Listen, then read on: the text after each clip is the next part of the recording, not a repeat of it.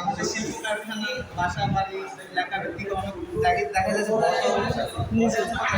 তুমি কন্টিনিউ করো, নিচের দিকে দেখো আমার কাজ আমি সেখান থেকে সেই বটলটা নিয়ে আমরা এই বার্নিউটে দিই, সেখান থেকে তাপ অ্যাবজর্ব করে আমরা চার্জিং ইউনিটিতে সেটা প্রদত্ত করি। সেখান থেকে যখন আমাদের চার্জ ইউনিটের কাজ সম্পূর্ণ হয়, আমাদের স্টোরেজে কারেন্ট আসে, সেখান থেকে আমরা ইনভার্টারে আসি। ইনভার্টার থেকে আমরা ডিসি কারেন্টকে এসি কারেন্টে রূপান্তর করে ওই সাবস্টেশনে প্রেরণ করি।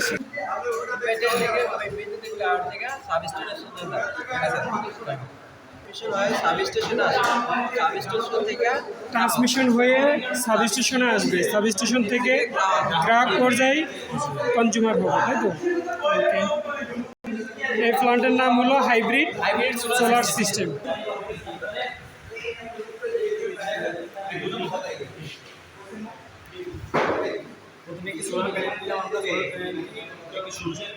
সূর্যের তাপের বরাবর 35 অ্যাঙ্গেলে পুরোপুরি বসাবো।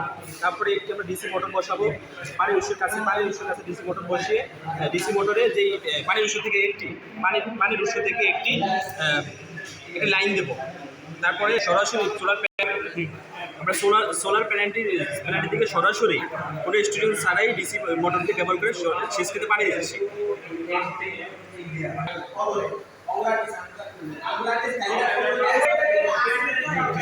আমাদের এই প্রজেক্টের নাম হলো অটোমেটিক ফায়ার কন্ট্রোল সিস্টেম। এই অটোমেটিক ফায়ার কন্ট্রোল সিস্টেম মানে হলো কি স্বয়ংক্রিয়ভাবে অগ্নি নির্বাপন পদ্ধতি বা পরিষদ।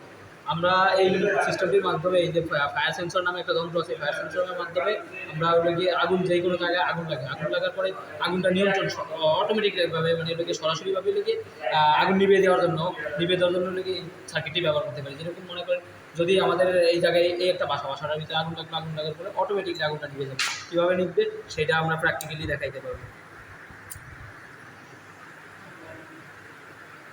আমাদের সেন্সরটি যখন চালু করে দেওয়ার পরে সেন্সরটি অটোমেটিকলি আগুনের একটা ইম্পাইলে অটোমেটিকলি পানি পড়বে। ফায়ার অ্যালার্ম পাচ্ছে? জি, পাওয়ার অ্যালার্ম পাচ্ছে। ঠিক আছে, এই যে আগুন নিভিয়ে দিলে আগুনটা আবার আমরা পানির উৎস কোথায় থেকে নিচ্ছ? পানির উৎস পানির ট্যাঙ্ক আলাদা পানির উৎস সরাই দিচ্ছি, অটোমেটিকলি পানি পড়া বন্ধ হয়েছে, আগুন নিভে গেছে। ভাই একটু দাঁড়ান, ভাই আসেন।